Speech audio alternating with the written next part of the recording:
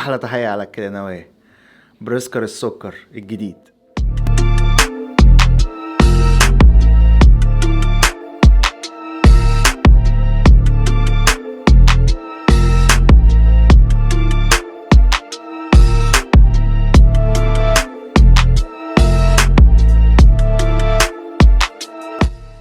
بص، انا عارف ان الريفيو ده اتاخر شويه، بس انا كان لازم اخد وقت شويه اعيش مع التانك ده بصراحه، يعني ده من التانكات اللي الفيرجن 1 بتاعته قريبه جدا لقلبي.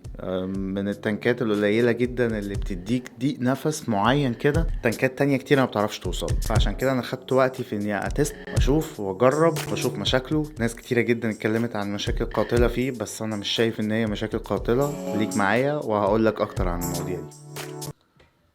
ودي شكل الكرتونة. هنا طبعا بتلاقي رسمة التانك، اللوجو بتاع فاندي فيب، اسم التانك. هنا العلامة المائية، ودي مهمة جدا لأن الفيرجن 1 كان فيه منه كتير مضروب في السوق عندنا، فلازم دايما تتأكد ان النسخة اللي معاك أصلية، وإلا هتلاقي شوية مشاكل بتقابلك كتير قوي. من البداية كده حاول تتأكد ان الحاجة اللي معاك هي المظبوطة، او اشتريها من مكان موثوق فيه عشان تريح دماغك. هنا التانك بيجي معاه 1 2 3 دريب تيب، بيجي معاه ازازة كمان سبير. وهنا هتلاقي دي كلها الخيارات للاير فلو الداخلية، وبيجي معاه كويلين نايكروم مقاومة 0.74، 6 لفات على 2.5 ملي. وهنا هتلاقي غيار للحتة بتاعة الجوز فيل وأورنجات، مسمارين، مفك، كتالوج، والضمان. التانك هنا تحت بيكون فيه ستيكر. انا شايف ان انت لو سبته فترة ممكن يقللك من الخربشة اللي بتكون على المد من فوق، فهو لو مش مضايقك خليه لحد ما هيقع لوحده. ايه ده شكل البيلتك. طبعا المسمارين دول بيتفكوا، بتحط الكويل بتاعك. وهنا المكان اللي بيبات فيه القطن. هنعمل دلوقتي كويل مع بعض بيلت سريع. ناخد كويل من اللي جاي معاه. انا بالنسبة لي لقيت ان المقاس اللي هو دي 1 اللي هو فيه فتحتين صغيرين ده مناسب جدا. ضيق وفي نفس الوقت مديني الاحساس ان الدنيا مش مقفولة، مش مكتومة قوي.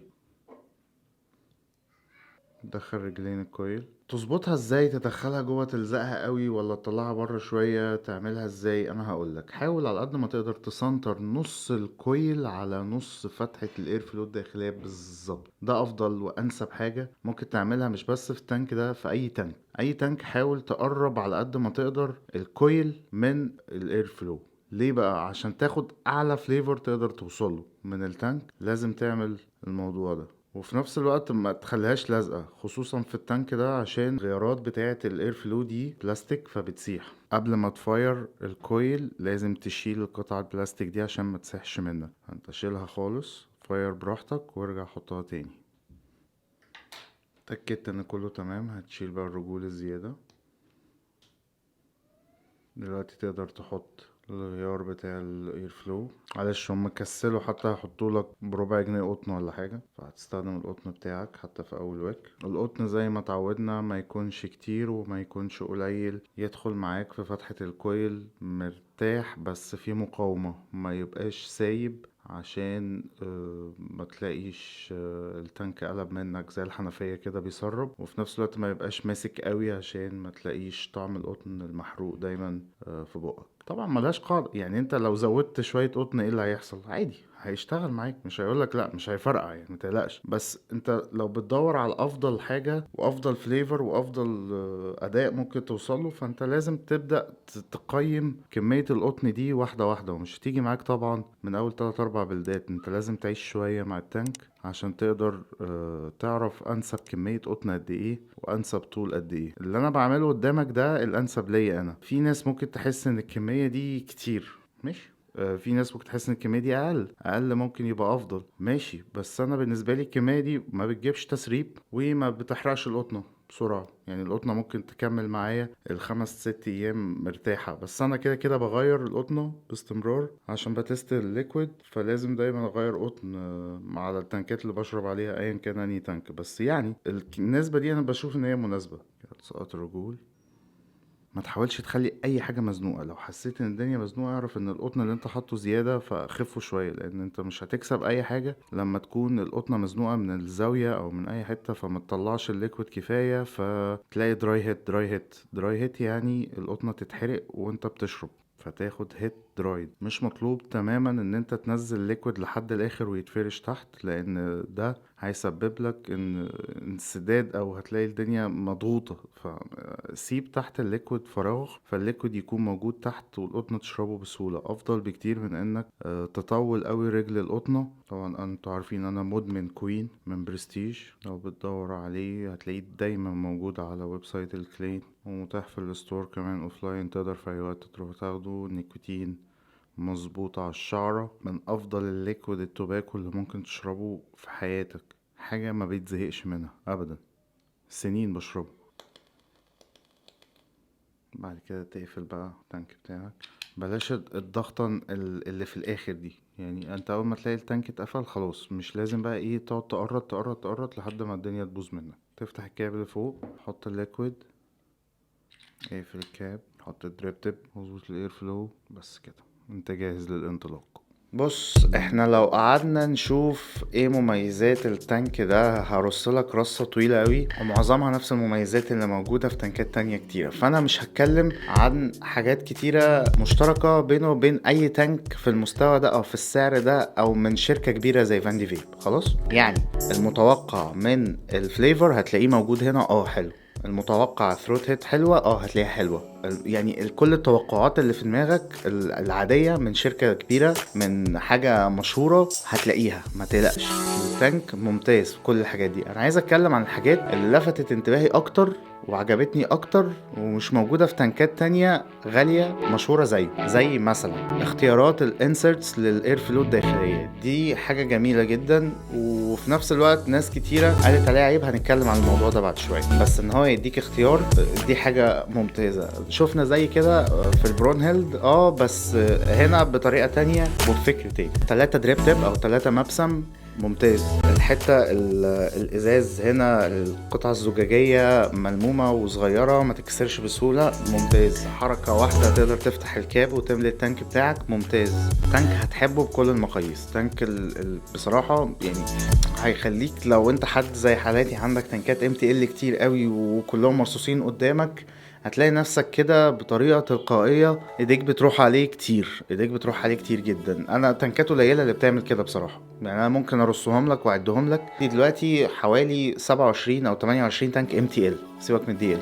الحاجة 20 تانك MTL دول في منهم كام تانك كده لو اتخدشوا، لو وقعوا، لو ازازة اتكسرت، لو حاجة حصلت فيهم، اكنك بص يعني اكن في كارثة حصلت عندي، عارف.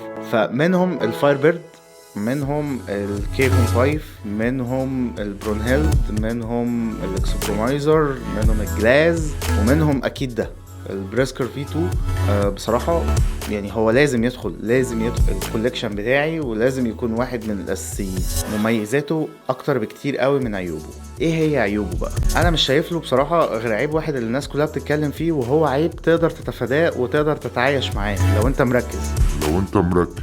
العيب هو ان القطعة الانسرت اللي انت شفتها في الانبوكسنج اللي هي الاير فلو الداخلية بلاستيك، فبسهولة ممكن تسيح. بس هي هتسيح امتى؟ هي هتسيح لو انت بتفاير على الكويل وهو ما فيهوش قطنة، او القطنة دي مش ما فيهاش ليكويد.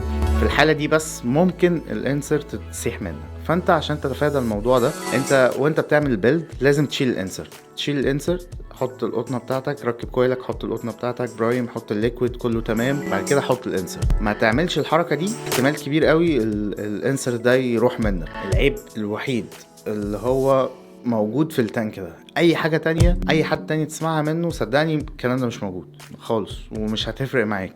والتانك لا، التانك ممتاز وحلو. ولو كان الانسرتس بتاعته مش بلاستيك او ما بتسيحش كان هيبقى افضل، بس هي مش مشكله.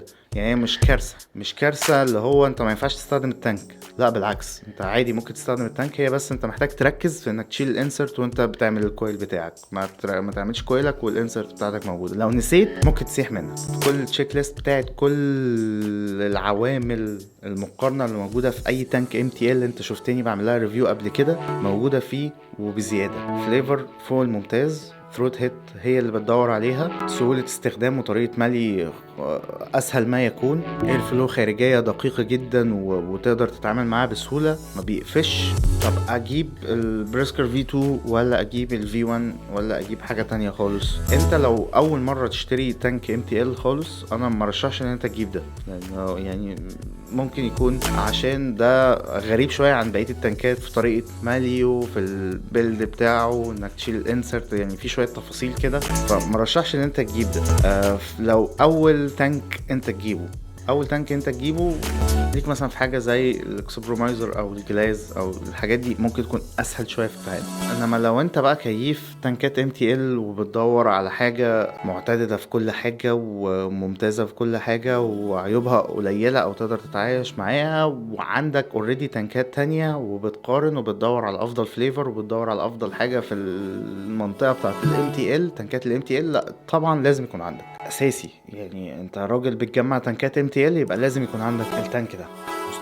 مستحيل يعدي منك كده وتنفض له. نفسه ضيق، بتاع الناس اللي بتدور على النفس الضيق فقط، مش بتاع الناس اللي بتلعب في الحتة اللي في النص، لو عايز يشرب MTL بنيكوتين هادي على نفس واسع ويقلبه كأنه كده ايه يعني TL مخنوق شوية. لا، ده MTL بتاع الناس اللي بتدور على النفس الضيق جدا، بتاع الناس اللي بتدور على الانفاس اللي هي قريبة للسيجارة، تحاكي السيجارة. ولو انت بتدور عليه او بتدور على حكاية نفس واسع او بتدور على اي حاجة ليها علاقة بالفيب او الشيشة الالكترونية عموما، هتلاقي لينك للويب سايت الكنين تحت في الديسكريبشن، تقدر من عليه تعمل اوردر يوصلك في اي مكان في مصر في الديسكريبشن. بس كده، ايش هنسى.